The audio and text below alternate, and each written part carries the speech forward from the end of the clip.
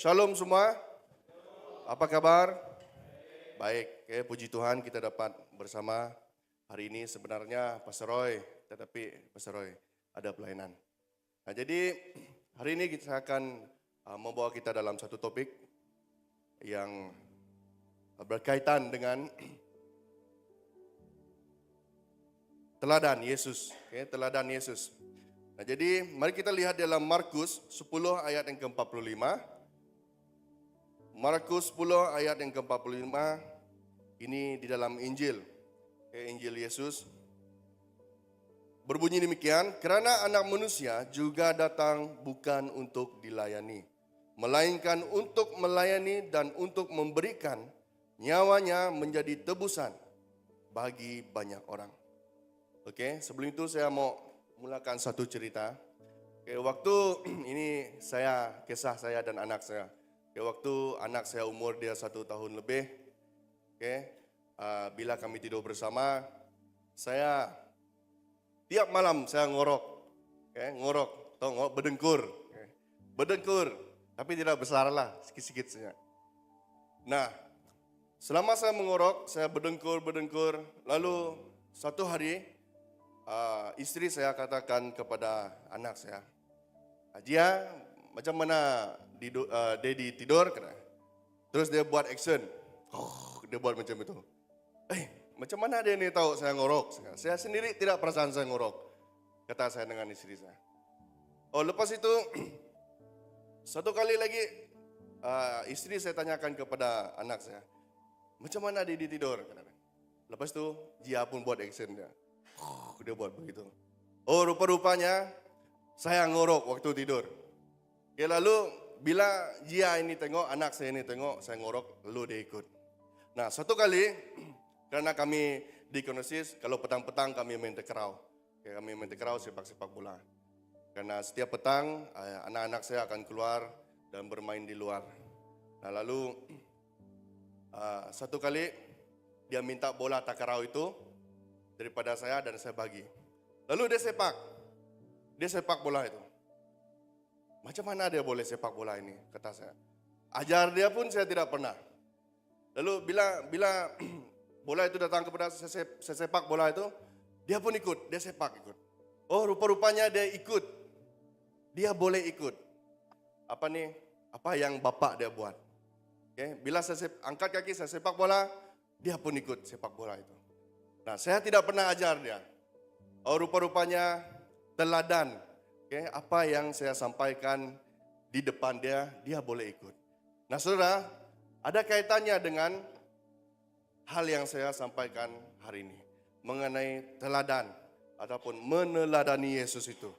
Nah, kadang-kadang kita semua tahu siapa itu Yesus, dari mana Yesus, apa yang Yesus buat, betul tak? Kan? Apa yang Yesus lakukan, apa tujuan dia datang ke dunia ini, itu semua kita tahu. Banyak kita mengerti. Nah, jadi hari ini saya akan mengajar kita, firman Tuhan mengajar kita, bahwa pentingnya untuk kita tahu dan harus mengikut contoh Yesus dalam kehidupan kita. Bukan hanya kita tahu Yesus siapa, tetapi kita mau ikut teladan Yesus itu di dalam kehidupan kita. Nah, saudaraku, untuk meneladani Yesus, pertama kita harus tahu apa yang dia buat, kan? Apa yang dia lakukan di muka bumi ini. Karena seperti yang saya katakan tadi, kita harus tahu apa yang seseorang itu buat, baru kita boleh mengikut dia. Nah, kata Yesus di sana, kata firman Tuhan, tujuan Yesus datang ke dunia, Tuhan Yesus datang ke dalam dunia ini untuk banyak tujuan. Tujuan utamanya yaitu untuk menebus dosa manusia, tetapi tujuan lainnya diantaranya adalah supaya kita dapat meneladani dia, sehingga apa yang Yesus lakukan kita dapat ataupun bisa ikut. Tujuan Yesus pertama, dia datang ke dunia semestinya untuk menyelamatkan manusia. Itu yang pertama. Dan tujuan lainnya ialah untuk memberi teladan kepada manusia. Orang-orang yang percaya. Orang-orang yang mengikut dia. Yang pertama yaitu Di dalam Matius 5 ayat ke-17 ada 3 ayat firman Tuhan di sana, dan Lukas 19 ayat ke-10, Yohanes 10 ayat ke-10. Okay, janganlah kamu menyangka bahwa aku datang untuk meniadakan hukum Taurat atau kitab para nabi. Aku datang bukan untuk meniadakannya, melainkan untuk menggenapinya. Okay, Lukas 19, sebab anak manusia datang untuk mencari dan menyelamatkan yang hilang. Yang terakhir Yohanes, pencuri datang hanya untuk mencuri dan membunuh dan membinasakan. Aku datang supaya mereka mempunyai hidup dan mempunyainya dalam segala kelimpahan. Oke, kamu semua boleh perasan tak? Ketiga-tiga ayat firman Tuhan ini tadi, Yesus menggunakan perkataan datang. Kenapa dia tidak katakan, aku lahir? Kenapa dia tidak katakan, aku timbul, aku wujud? Okay? Tetapi dia gunakan perkataan datang di sana, artinya dia sudah ada sebelumnya. Okay? Saya bagi contoh, nanti saya akan ke gereja, saya akan datang ke gereja Hornbill. Artinya saya sudah ada sebelum ke gereja Hornbill. Okay? Seperti itu Yesus. Nah, karena ramai yang tidak percaya waktu itu bahwa gara-gara inilah Yesus dibenci. Karena dia katakan, saya sudah ada sebelum Adam dan Hawa. Saya sudah ada sebelum Abraham dan Musa, nabi-nabi yang dalam perjanjian lama. Itu yang dia katakan. Lalu ahli-ahli Taurat pun marah kepada Yesus itu. Karena itu mereka membunuh Yesus. Nah, itu yang pertama. Di dalam Yohanes 8 yang ke-58, kata Yesus kepada mereka, aku berkata kepadamu, sesungguhnya sebelum Abraham jadi, aku telah ada. Oke, itu kata Yesus sendiri. Artinya di sini Yesus sudah ada sebelumnya. Oke, yang kedua yaitu apa tujuan Yesus datang ke dunia? Ialah bukan untuk dilayani, melainkan untuk melayani. Oke, Markus 10 ayat ke-45 berbunyi demikian. Karena anak manusia juga datang bukan untuk dilayani, melainkan untuk melayani dan untuk memberikan nyawanya menjadi tebusan bagi banyak orang. Oke. Kalau kamu pernah hadir di dalam satu majelis ataupun satu event kah, kalau ada jemputan dari pembesar-pembesar, mereka akan dilayani kan? Itu manusianya. Tetapi Yesus, dia tidak perlu untuk dilayani. Justru dia mau melayani. Itu Yesus yang kita sembah. Kalau di kampung saya, kalau ada pembesar-pembesar datang, kami akan berbaris di sana dan jemput dia masuk ke rumah panjang kami. Nah, itu cara dia. Nah, itu cara manusia melayani. Tetapi Yesus katakan di sana, dia tidak mau dilayani, dia mau melayani. Itu tujuan Yesus. Yang kedua, mau melayani. Nah, yang ketiga yaitu untuk memberikan nyawanya menjadi tebusan bagi banyak orang. Efesus 1 ayat ke-7. Sebab di dalam dia dan oleh darahnya kita beroleh penebusan, yaitu pengampunan dosa menurut kekayaan kasih karunia-Nya. Yesus berinisiatif. Cuma sebut nih, berinisiatif. Artinya dia sendiri yang mau menyerahkan nyawanya. Bukan karena Abraham yang suruh, bukan karena Musa yang suruh, tetapi dia sendiri mau menyerahkan nyawanya. Kenapa? Karena dia sangat-sangat mengasihi kita. Sangat-sangat sayang kita. Karena itu dia mau mengampuni, menebus kita lewat daripada salib Yesus itu. Ketiga hal ini, mengapa tujuan? Apa tujuan Yesus datang ke dunia? Nah, jadi seterusnya yaitu kita mau belajar sekarang apa yang Yesus telah berikan. Apa yang Yesus telah lakukan, apa teladan-teladan yang Yesus pernah buat waktu dia ada di dunia ini. Yang pertama yaitu selalu bersyukur. Di dalam Markus 6 ayat 41 sampai 42, saya akan baca untuk kita. Setelah itu Yesus mengambil 5 ketur roti dan 2 ekor ikan itu, dia menengadah ke langit dan mengucap syukur kepada Allah. Kemudian dia membahagikan roti itu, lalu menyerahkannya kepada pengikut-pengikutnya supaya diberikan kepada orang ramai itu. Dia juga membagi-bagikan 2 ekor ikan itu kepada mereka semua. Tiap-tiap orang makan sehingga kenyang. Okay, di dalam 1 Tesalonika juga kita boleh lihat pasal yang kelima ayat ke-16 sampai ke-18 itu, mengucap syukurlah dalam segala hal, sebab itulah yang dikehendaki Allah di dalam Kristus Yesus bagimu. Okay. Ramai orang-orang yang percaya, kita semua suka mengucap syukur waktu kita nyaman. Ini firman Tuhan yang saya sampaikan waktu misbah doa itu hari. Okay. Manusia cenderung mau lebih mengucap syukur waktu dia dalam keadaan nyaman. Itu normal. Okay. Tetapi sebaliknya, bila kita ada di dalam tidak nyaman, kita semua selalu tidak mau mengucap syukur. Okay. Kenapa? Karena kita rasa hidup ini tidak nyaman. Apa artinya saya mau mengucap syukur? Okay. Kata kita. Nah, jadi Yesus menunjukkan satu teladan bahwa setiap kali dia mau melakukan segala sesuatu, dia tunjukkan, okay? Dia mau bersyukur, okay, kepada Tuhan. Nah, itu karena kita perlu lebih lagi memahami apa arti bersyukur itu, okay, dalam kehidupan kita. Nah, Paulus berkata, mengucap syukurlah dalam segala hal. Artinya, di segala jeripayah, segala kata pasar itu, asam garam Jawa, okay, apa lagi?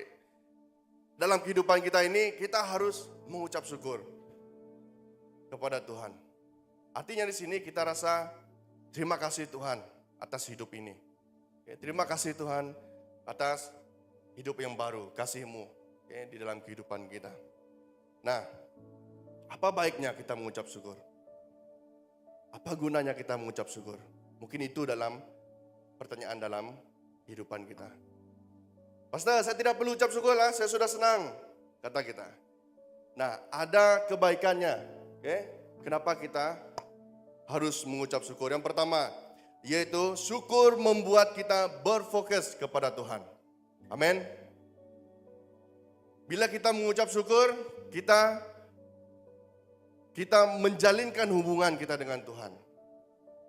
Di dalam Yohanes 11 ayat ke-40 sampai 41, jawab Yesus, bukankah sudah kukatakan kepadamu, jikalau engkau percaya engkau akan melihat kemuliaan Allah? Maka mereka mengangkat batu itu, lalu Yesus menengadah ke atas dan berkata, Bapa, aku mengucap syukur kepadamu, karena engkau telah mendengarkan aku. Okay, ambil perkataan yang terakhir itu, karena engkau telah mendengarkan aku. Artinya di sini, bila kita pahami ayat ini, ada satu hubungan yang Yesus lakukan di sana. Okay? Kita juga mau seperti itu. Bila kita bersyukur, artinya kita bersyukur karena Tuhan memberkati kita. Bukan karena siapa-siapa. Dan baiknya bagi kita, kita sudah menjalinkan hubungan kita dengan Tuhan secara otomatis. Otomatis. Okay? Itu baiknya kita mengucap syukur. Nah, yang kedua, apa baiknya? Syukur memberikan kekuatan kepada kita. Okay, Mazmur 28 ayat ke-6 sampai ke-7. Terpujilah Tuhan karena Ia telah mendengar suara permohonanku. Tuhan adalah kekuatanku dan perisaiku. Kemudian kepadanya hatiku percaya. Aku tertolong, sebab itu beria-ia hatiku. Dan dengan nyanyian aku bersyukur kepadanya.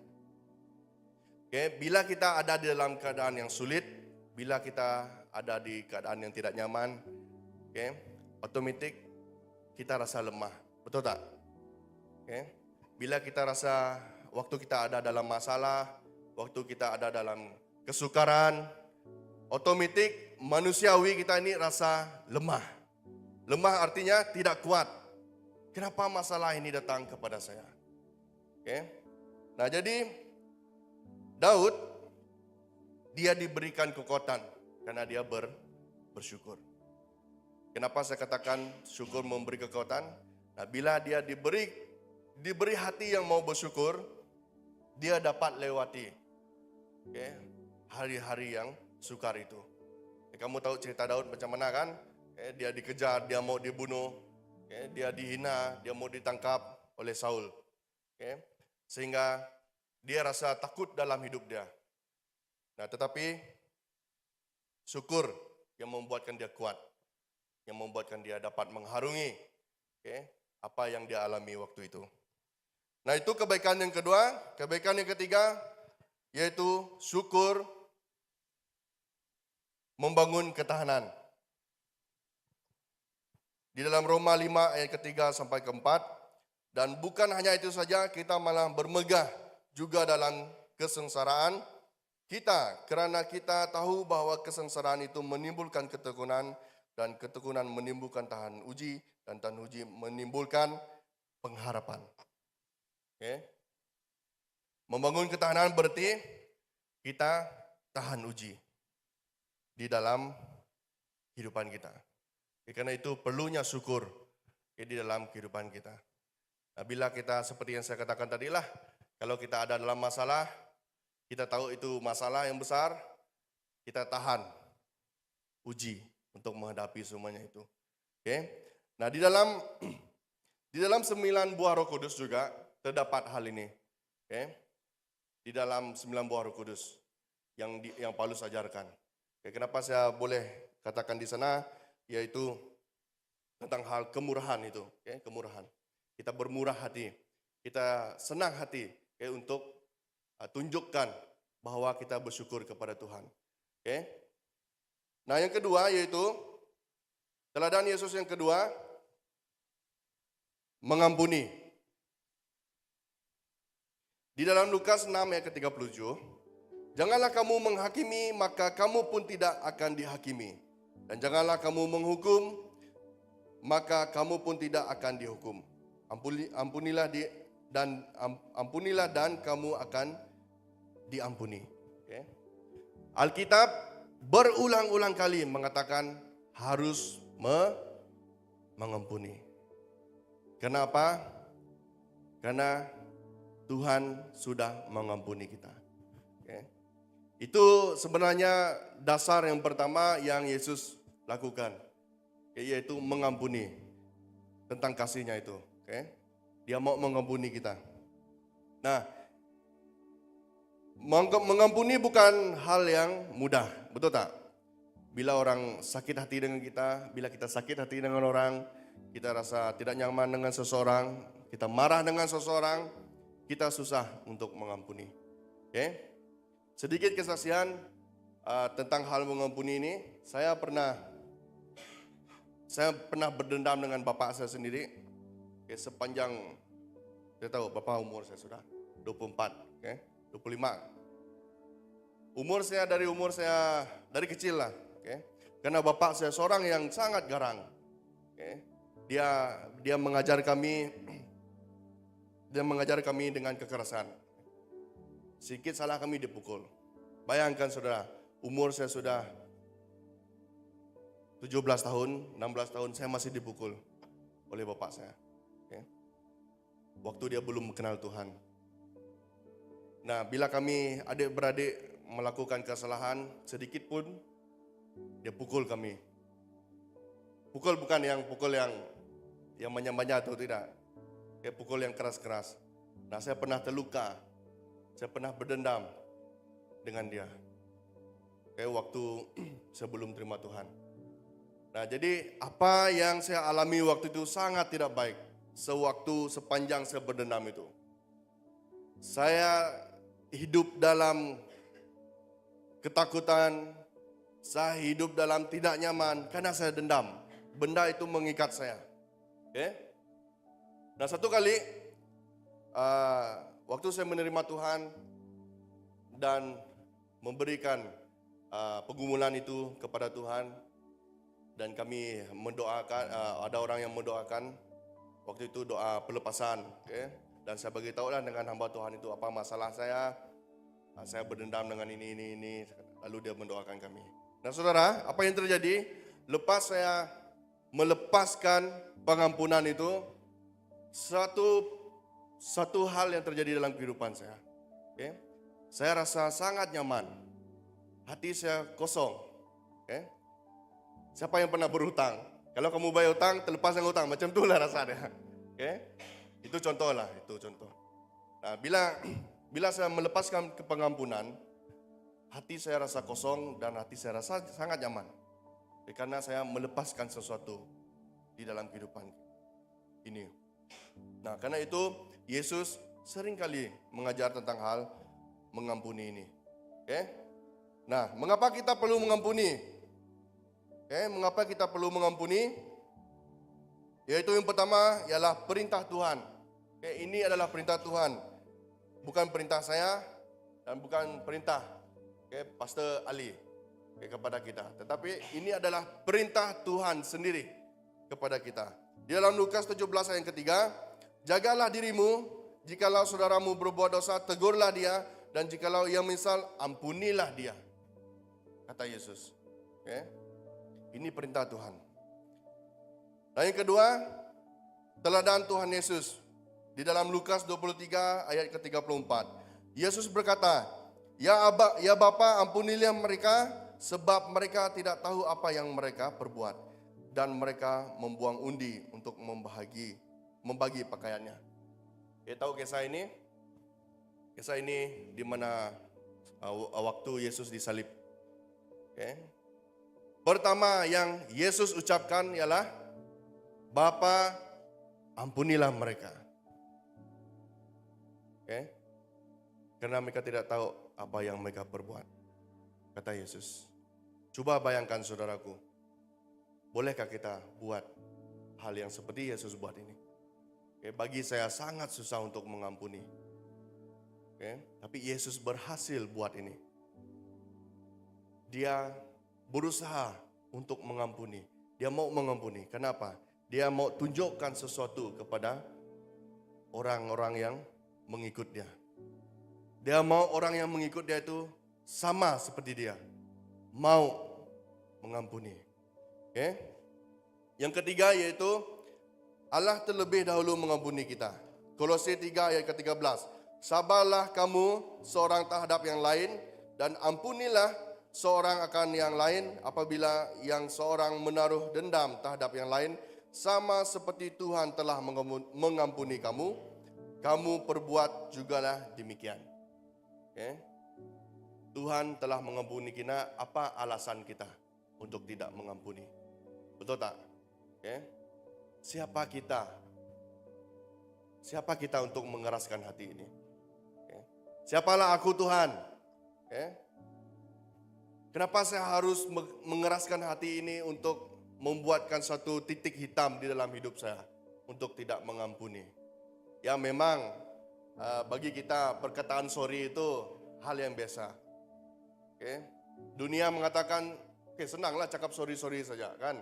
Tetapi bagi Tuhan itu hal yang sangat luar biasa.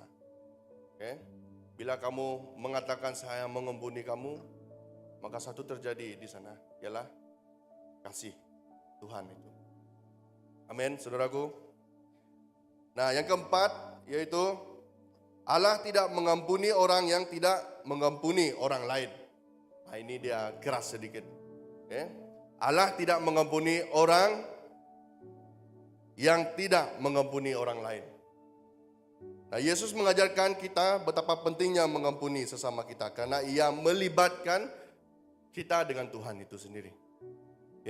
Di dalam Matius 6 ayat ke-14 sampai ke-15, karena jikalau kamu mengampuni kesalahan orang, Bapamu yang di surga akan mengampuni kamu juga. Tetapi jikalau kamu tidak mengampuni orang, Bapamu juga tidak akan mengampuni kesalahan kamu. Lihat betapa pentingnya hal mengampuni ini.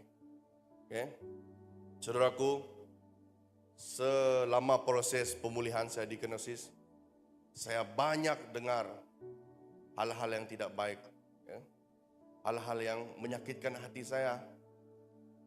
Karena saya tahu itu bukan rencana Tuhan. Itu rencana iblis, okay, yang mau menggagalkan saya. Okay, saya hampir tidak dapat meneruskan program saya waktu saya ada di Kenosis. Saya hampir gagal, okay, untuk menerima proses itu. Tapi apa yang saya lakukan? Ampuni. Okay. Satu cerita, mungkin kamu orang tidak tahu satu cerita ini. Okay, waktu saya ada di Kenosis, satu berita yang sangat sedih, karena kami bukan dari keluarga yang senang, dan ada satu kereta. Hanya satu kereta itu saja yang keluarga saya gunakan untuk cari duit, cari belanja untuk keluarga. Waktu itu saya di Kenosis, saya masih dalam pemulihan. Nah, suatu pagi ada berita tentang berita yang tidak menyenangkan, dan bapak saya telepon, ada kereta kita tidak ada sudah. Kenapa? Saya kata. Dia saya gambar, terbakar kereta itu. Terbakar. Saya katakan, kenapa boleh terbakar? Dia katakan, dia tahu, mungkin terbakar sendiri. Kata dia. Ada satu perkara yang tidak nyaman dalam hati saya. Tidak patut kereta boleh terbakar sendiri. Kereta bagus-bagus. Itu dalam hati saya. Lepas itu saya tanya bertubi-tubi, saya tanya, mengapa boleh begini? Saya tanya apa punca dia, macam mekanik lah sudah. Apa ini? Nah, inilah kata saya. Tidak patut, itu yang saya katakan. Nah, lepas itu dalam beberapa waktu ada orang menelpon saya. Dan saya tanyakan orang kawan saya lah di kampung. Kenapa kamu tahukah kes kereta hangus itu? Tahu? Coba kamu cerita. Kalau kamu tahu, ceritakan apa yang terjadi. Okay. Banyak orang yang tidak. Waktu saya ada di kampung, banyak perkara-perkara yang tidak baik saya buat. Saya pergi curi sawit orang, okay. Saya pergi curi barang orang, curi sensor orang, pakai sambil barang itu, okay, dadah itu. Lepas itu saya pergi kacau rumah orang, saya pergi bakar kebun orang. Itu yang saya buat. Pergi kacau company, itu yang saya buat di kampung. Nah, bila semuanya itu terjadi, banyak orang yang sakit hati dengan saya. Keluarga-keluarga orang yang punya kebun, yang punya sawit, yang punya apa semua, yang pernah saya buat salah. Nah, orang sakit hati dengan saya lalu melepaskan kegeraman itu kepada keluarga saya. Itu yang saya terima. Oke. Lalu, apa respon saya dengan hal itu? Satu hari saya berpikir, kalau saya mau balas perkara ini, saya boleh balas, senang saja. Oke. Saya boleh balas. Tetapi yang bermain di dalam pikiran saya, ampuni. Saudaraku, apa bezanya kalau saya membalas? Apa bezanya hidup saya kalau saya membalas perbuatan mereka tadi dengan kehidupan saya yang lama? Okay? Tidak ada artinya. Nah, Tuhan mengajarkan saya, ampuni mereka. Saya menangis tahu. Sebab apa? Tiada punca untuk mencari rezeki. Satu-satunya kendaraan untuk mencari. Hampir 1 tahun mereka tidak punya kereta. Nah, setelah hal itu terjadi, saya biarkan, tidak apalah. Apa mereka mau buat saya, kata saya.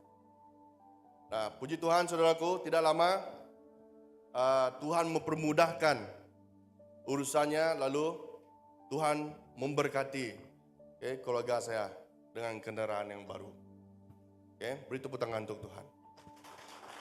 Nah, coba kita bayangkan, kalaulah saya membalas hal itu tadi, saya rasa tidak akan terjadi. Tidak akan terjadi berkat Tuhan. Saya mengganggu berkat Tuhan, maksud saya. Kalau saya balas semuanya itu tadi.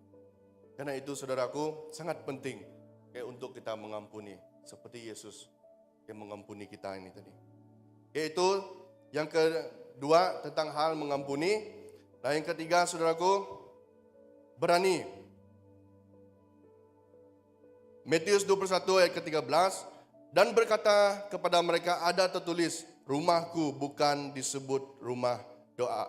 Rumahku akan disebut rumah doa, tetapi kamu menjadikannya sarang penyamun. Ini waktu Yesus marah. Kami pernah bercerita tentang hal kemarahan di Genesis. Bolehkah kita sebagai orang percaya marah? Bolehkah kita marah-marah begini? Boleh marah, marahlah kamu. Kalau kamu mau marah-marah, tapi jangan sampai kamu berdosa. Manusia tidak boleh mengekang dirinya dari kemarahan. Kita manusia, bukan malaikat. Kita akan marah bila ada sesuatu yang perkara yang buat kita marah. Marahlah kamu kalau kamu mau marah. Tetapi ingat, firman Tuhan katakan jangan sampai berdosa. Masih ingat sampai matahari terbenam itu, terbit ke terbenam. Jangan sampai kemarahan kita itu kita bawa sampai ke esok harinya, ke tahun depan. Karena itu membuatkan kita dosa. Bila kita marah, banyak perkara yang kita boleh fikirkan kan. Kita marah, kita mau pukul orang, kita mau berdendam. Itu menjadi dosanya tadi. Nah, Yesus berani.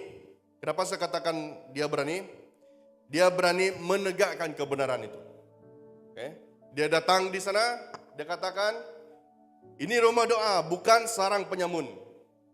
Kata dia, waktu tahu cerita ini kan, waktu dia menghalau semua orang pedagang-pedagang yang berjual di tepi-tepi rumah ibadat itu. Dia marah. Ini bukan sarang penyamun, kata dia. Jangan kamu orang berjual di sini. Ini rumah doa, kata dia. Kan?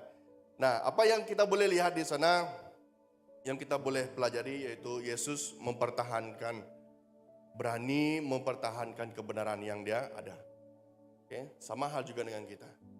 Nah, mungkin kita tertanya-tanya, ada dua perkara. Kadang-kadang kita keliru kan, apa nekat dan apa berani. Nekat artinya berkeras hati, bertekad, berkemauan, kuat dengan tidak berpikir panjang lagi kerana putus harapan, hilang akal, malu, tidak mau mengalah, menurut, menyerah. Itu arti nekat. Karena nekat dengan berani ini hampir sama dia punya maksud. Nah, berani pula menunjukkan kesiapan untuk mengambil risiko atau menghadapi bahaya. Berani, tak kenal takut, percaya diri, ataupun sikap menghadapi dan menangani apapun yang dianggap berbahaya, sulit atau menyakitkan. Itu berani. Nekat dengan berani tidak sama. Nah, Yesus mau kita berani. 2 Timotius 1 ayat ke-7, sebab Allah memberikan kepada kita bukan roh ketakutan, melainkan roh yang membangkitkan kekuatan, kasih dan ketertiban.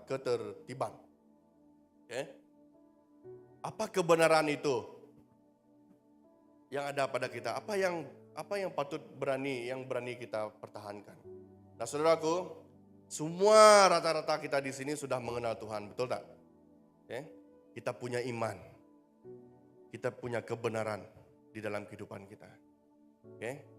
Sebenarnya itulah yang harus kita pertahankan. Kenapa?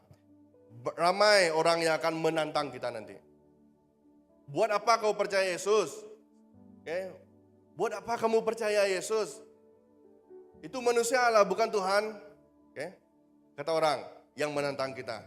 Tetapi kita ini sudah ada kebenaran, sudah ada iman kita tadi. Sebenarnya itu yang kita harus pertahankan, berani. Nah, kalau kita lemah, kalau kita tidak berani, kata orang tuh kalah bulu, maka kita game over di sana. Rugi saja kamu ikut Tuhan tuh. Tidak ada apa-apa untung yang kamu dapat, kata orang yang menentang kita. Tetapi apa yang kita buat, kita berani. Seperti Yesus tadi. Berani menantang mereka. Tidak apa, seperti kamu mau cakap apa. Yang penting, saya percaya Yesus. Itu yang kita katakan. Nah, saudara-saudari yang saya kasihi, mulai hari ini beranilah. Okay? Bukan berani yang ke arah yang tidak baik, tidak. Berani pertahankan iman kita. Berani pertahankan kebenaran kita. Okay? Nah, yang juga penting, berani memberitakan Injil. Itu juga yang penting di sana. Kenapa? Di dalam Matius, pasal yang terakhir itu adalah tugas orang-orang percaya. Jika kita sudah percaya kepada Tuhan, mau tidak mau, kamu dan saya sudah pegang satu tanggung jawab, yaitu untuk memberitakan Injil. Kita harus memberitakan Injil, berani memberitakan Injil, kepada orang lain. Mulaikan dengan keluarga kita sendiri. Lepas itu baru kita keluar kepada orang lain. Nah, saudaraku, ingat bahwa teladan ini juga yang sangat penting yang harus kita ikut, yaitu tentang hal keberanian tadi. Nah, kita teruskan yang keempat, yaitu penuh perhatian. Ini teladan Yesus yang keempat, penuh perhatian. Matius 8 ayat ke-5 sampai ke-7. Ketika Yesus masuk ke Kapernaum, datanglah seorang perwira mendapatkan dia dan memohon kepadanya, "Tuan, hambaku terbaring di rumah karena sakit lumpuh dan ia sangat menderita." Yesus berkata kepadanya, "Aku akan datang menyembuhkan dia." Yesus perhatian. Arti perhatian ialah alert ataupun peka dengan keadaan sekeliling. Bukan ini saja terjadi, tetapi ia sudah terjadi banyak di dalam Injil. Yesus menyembuhkan orang buta, Yesus membangkitkan orang mati. Kenapa? Dia perhatian.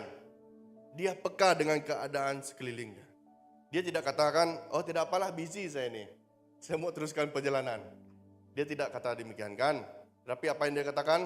"Aku akan datang menyembuhkan dia." Ingat kisah si buta? "Daud, Daud, anak Daud, kasihanilah aku." Lalu dia datang kepada si buta. "Apa yang kamu mau saya perbuat?" "Saya mau sembuh," kata si buta itu kepada Yesus. "Berdirilah, sembuh." Dia tidak tolak orang itu. Nah, sikap ini yang harus ada pada kita. Kita mesti peka dengan keadaan sekeliling kita. Nah, peka juga boleh disamaratikan dengan kebaikan dan kemurahan tadi, yang di dalam Galatia 5 ayat ke-22 sampai 23 itu. Nah, bila kita mempunyai kebaikan dan kemurahan itu, kita tidak akan mementingkan diri kita sendiri. Amin. Bila kita peka dengan orang lain, kita tidak mementingkan diri kita sendiri. Saya ambil contoh, bila kita mengasihi orang yang kita kasihi itu, kita mau beri perhatian penuh kepada dia, betul tak? Kan? Bila kita mengasihi girlfriend kita, istri kita, anak kita, kita mau beri perhatian yang penuh kepada dia. Itu yang Yesus mau kan, di dalam kehidupan kita.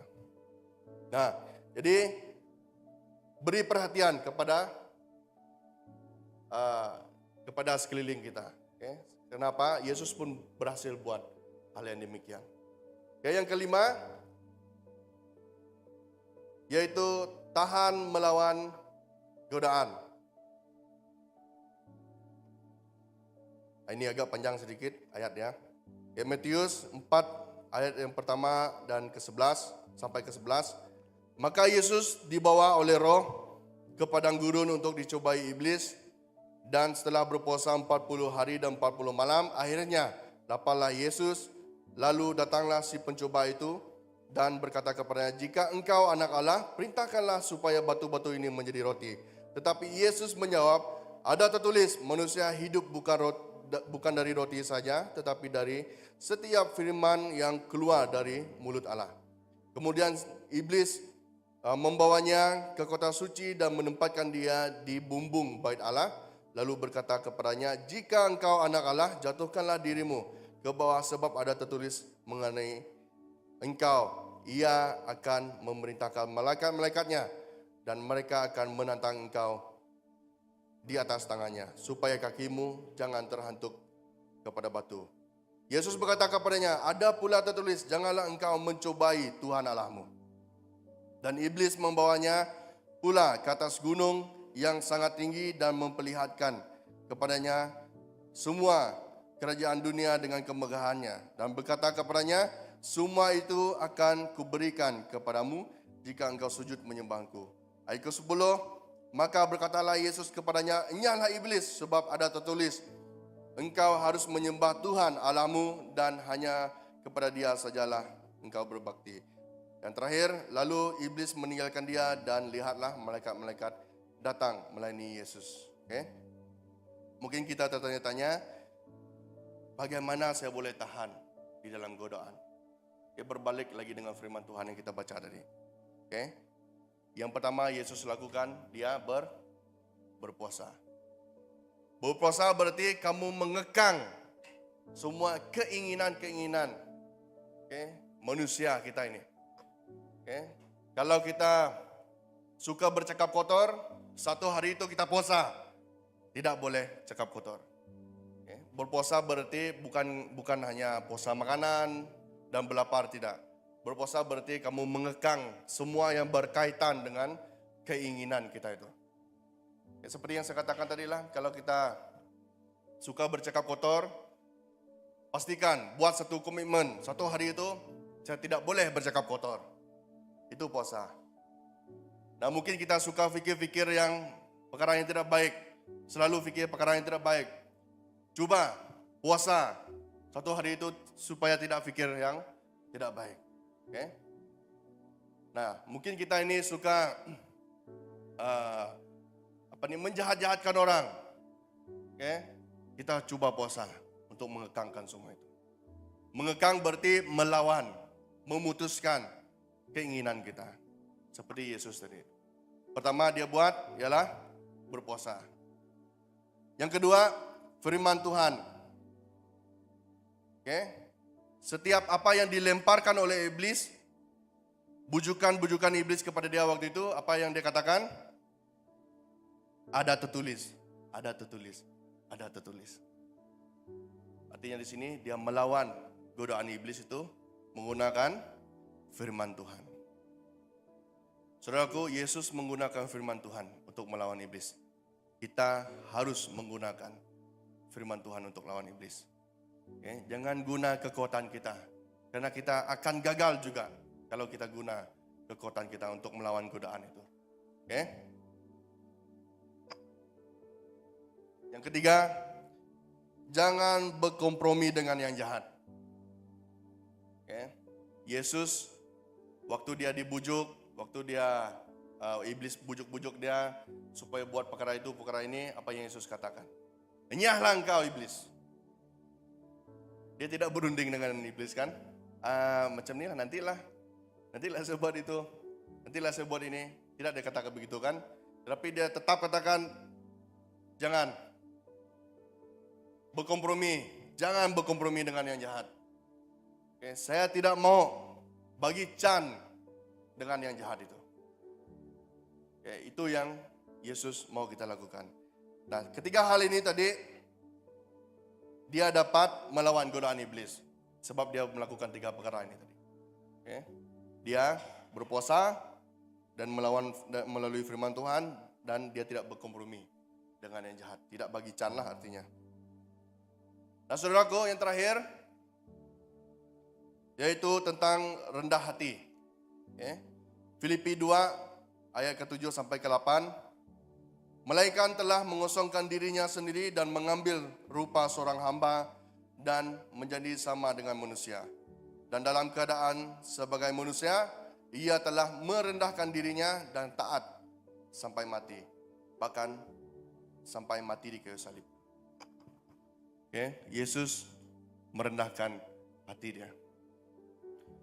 Coba kita bayangkan, saudaraku, waktu Yesus lahir ke dunia, di mana dia lahir? Di kandang sapi. Saudara, dia raja atau dia raja segala raja. Dia boleh lahir di kandang sapi, tempat yang paling hina. Sedangkan kita lahir di rumah. Kan, ada yang di hospital. Ada yang lahir di kandang sapi kan sini? Tidak kan? Tidak ada. Memang tidak ada.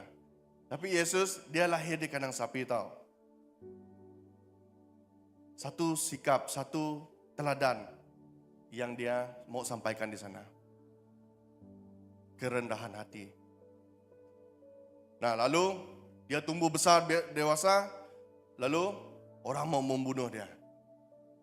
Dia dipukul, direjam, diludah, dihina, disepak, diterajang. Apa yang dia buat? Dia akur kan? Nah saudara, ini persoalan yang saya tanyakan kepada saudara saya di Kenosis. Kalau Yesus mau lawan waktu itu, saya rasa Yesus boleh lawan. Dia petik jari saja, saya rasa. Karena dia Tuhan bahkan. Waktu orang pukul dia tuh, pukul, dia boleh petik jari saja lawan mereka itu. Sebab dia berkuasa. Tetapi apa yang Yesus buat, dia ikut. Dia akur. Oke? Dengan rencana Allah itu. Kenapa? Kerendahan hati. Nah saudara, apapun yang kita punya saat ini, sadarlah bahwa itu bukan kepunyaan kita. Mata, telinga, hidup, nafas kita ini bukan kita yang cipta. Okay? Apa alasannya kita mau membanggakan diri kita? Apa alasannya kita tidak mau merendahkan hati kita? Okay? Ini yang saya katakan kepada pelajar di Kenosis. Kamu ada tangan, bukan kamu yang cipta, tapi Tuhan yang mencipta. Kamu ada mata, kamu ada hidung, telinga, bukan bukan kamu yang cipta itu semua, tapi Tuhan yang menciptakan. Kita hanya pinjam dia. Karena itu apa yang harus kita banggakan dengan diri kita. Kita harus merendahkan hati kita di setiap saat. Okay? Satu kesaksian lagi, terakhir. Waktu saya di Kenosis, ada satu brother kita, warden kita, Martin dia. Martin, dia tidak punya pangkat, dia tidak punya apa-apa. Dia bekas gangster. Okay? Dia mengajar saya. Kalau ikut pikiran manusia kita yang nakal ini, siapa dia? Saya mau ikut arahan dia. Dia hanya orang biasa, saya pastor. Kan? Saya sudah ada sekolah. Siapa dia? Saya mau ikut. Nah saudaraku, kalau saya tidak merendahkan hati saya percaya saya tidak ada di sini. Saya tidak akan berdiri di sini. Nah sampai sekarang saya ikut arahan dia. Mungkin itu sudah menjadi tabiat saya lah itu. Okay? Kalau itulah saya katakan tadi. Kalau ikut pikiran manusia kan siapalah dia untuk mengajar saya. Itu pikiran nakal kita. Tapi Tuhan mengatakan rendahkan hati. Ya, ini juga menjadi ayat Kenosis ini. Filipi 2 itu. Mengosongkan diri. Supaya apa? Supaya kita dipenuhi. Dan merendahkan dirinya kata dia. Merendahkan dirinya. Untuk dapat bersama-sama dengan manusia yang lain. Oke? Kesimpulan, saya mau kita sama-sama baca ini dan kita terus berdoa. Dan kesimpulannya dalam 1 Petrus 2 ayat yang 1 Petrus 2 ayat yang ke-21. Oke, 1 2 3. Sebab untuk kamu dipanggil karena Kristus pun telah menderita untuk kamu dan telah meninggalkan teladan bagimu supaya kamu mengikuti jejaknya. Yaitu kata Petrus. Mari saudaraku harus teladani Yesus. Jangan kita kenal Yesus saja. Jangan kita tahu apa yang Yesus buat. Tetapi kita mau meneladani dia. Amin saudara. Mari kita berdoa. Tuhan, terima kasih atas firman-Mu yang hidup. Hamba percaya biarlah firman Tuhan ini menjadi dasar, menjadi kekuatan kami, jadi pedoman buat kami. Dan biarlah setiap teladan-teladan yang Yesus berikan kepada kami semua, ia juga dapat kami ikuti dan kami contohi di dalam kehidupan kami. Dan kami juga menyerahkan setiap pribadi kami ke dalam tangan-Mu yang mendengar firman Tuhan ini. Biarlah terus dibangun, dikuatkan. Biar kami pulang dipenuhi dengan firman-Mu. Dan inilah doa kami Tuhan, hamba-Mu berhenti berbicara. Hamba mohon Roh Kudus terus berbicara dalam setiap hati kami. Ini doa kami Tuhan, sertai masa seterusnya. Dalam nama Yesus kami berdoa. Amin. Oke, terima kasih. Tuhan berkati.